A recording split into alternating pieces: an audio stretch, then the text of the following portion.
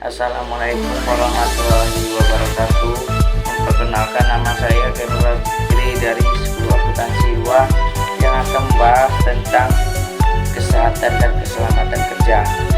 Yang pertama, dasar hukum kesehatan kerja.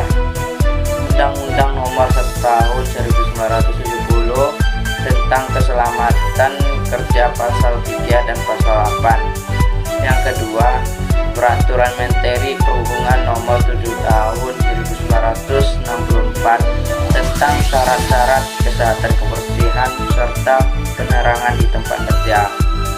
Yang ketiga, Permenaker Nomor 2 Tahun 1988 tentang pemeriksaan kesehatan tenaga kerja dalam penyelenggaraan keselamatan kerja.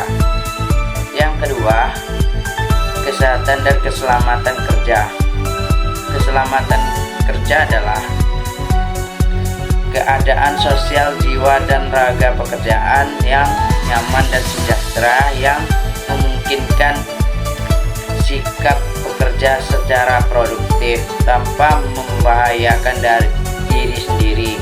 Adapun berdasarkan UUD Nomor 1 Tahun 1970 Pasal 3 Ayat 1, tujuannya adalah mencegah terjadinya kecelakaan dan kebakaran, mencegah dan mengurangi bahaya peledakan, memberi kesempatan menyelamatkan diri pada waktu ada kejadian yang berbahaya. Yang ketiga, pelindungan tenaga kerja. Tenaga kerja adalah setiap orang mampu melakukan pekerjaan guna menghasilkan barang dan jasa, baik untuk memenuhi kebutuhan sendiri maupun masyarakat. Perlindungan tenaga kerja dikelompokkan menjadi 3. Yang pertama, perlindungan sosial. Yang kedua, perlindungan teknis. Yang ketiga, perlindungan ekonomis. Yang keempat, jaminan sosial tenaga kerja. Jaminan sosial adalah salah satu bentuk perlindungan sosial untuk menjamin seluruh rakyat agar dapat memenuhi kebutuhan dasar hidupnya. Jaminan sosial tenaga kerja adalah suatu perlindungan bagi tenaga kerja dalam bentuk santunan berupa uang sebagai pengganti dari penghasilan yang hilang dan berkurang. Yang B, lingkungan kerja. Pengertian lingkungan adalah segala sesuatu yang ada sekitar manusia yang mengaruhi perkembangan kehidupan manusia baik langsung maupun tidak langsung. Berdasarkan UU No. 23 Tahun 1997, lingkungan hidup adalah kesatuan ruang dengan semua benda dan kesatuan makhluk hidup termasuk di dalam manusia dan perilaku. Jenis-jenis lingkungan kerja. Yang pertama, lingkungan kerja fisik, yaitu semua terdapat di sekitar tempat kerja yang dapat mengaruhi pegawai baik secara langsung maupun tidak langsung. Yang B, lingkungan kerja non fisik. Menurut Sedarmayati 2009-31, lingkungan kerja non fisik adalah semua keadaan yang terjadi berkaitan dengan hubungan. Yang ketiga, faktor yang mengaruhi lingkungan kerja.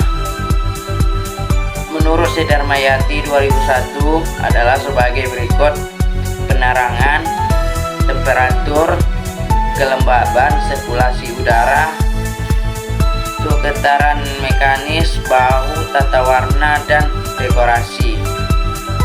Upaya kesehatan tenaga kerja. Upaya kesehatan tenaga kerja adalah berbagai program dan kegiatan kesehatan di tempat kerja.